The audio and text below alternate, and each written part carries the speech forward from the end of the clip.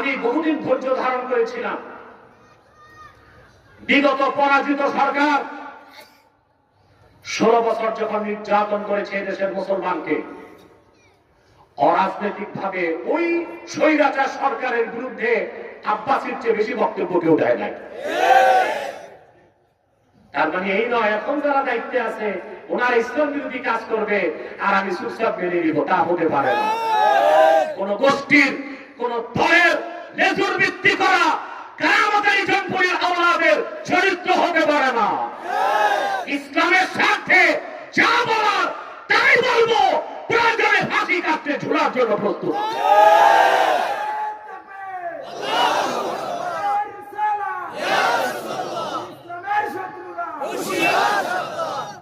অতএব অমুসলিমরাই সাম্প্রদায়িক বিষ বাষ্প ছড়ায়, মুসলমান সাম্প্রদায়িক বিষ বাষ্প, ইসলাম সাম্প্রদায়িকতার ঊর্ধ্বে বলেন সুবহানাল্লাহ। ইসলামকে বলা হয় না মুসলমানের ধর্ম, বলা হয়েছে কি দ্বীনুল্লাহ। কার দ্বীন?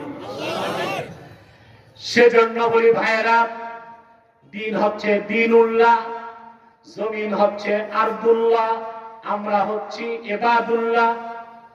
আমরা কি?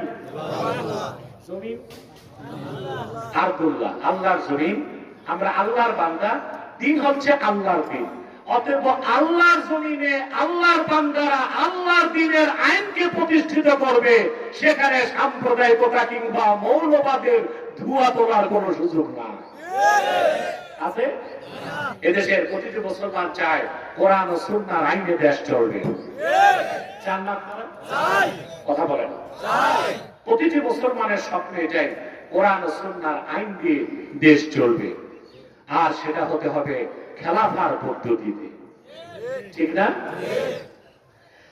আমার ভাইয়েরা, এরপরে আল্লাহ রাব্বুল আলামিন বলেন বিইذনি রাব্বিহিম ইলা সিরাতিল আজিজিল হামিদিল্লাহ।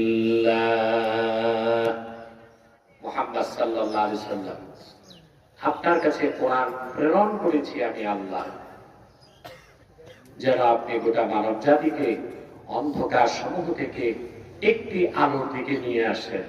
ওই আলোর নাম কি? ইসলাম। এতক্ষণ আমরা ইসলামের পরিচয় পেয়েছি না? কথা বলেন ভাই। বিইذনি রাব্বিহিম, মানব জাতির রবের অনুমতিতে। সেই ইসলামের আরেকটা পরিচয় আল্লাহ তুলে ধরেছেন, ইলা সিরাতিল আজিজিল হামিদ, যে ইসলাম হচ্ছে আল্লাহ রাব্বুল আলামিনের মনোনীত পথ, যিনি আজিজ, যিনি হামিদ। বলেন সুবহানাল্লাহ।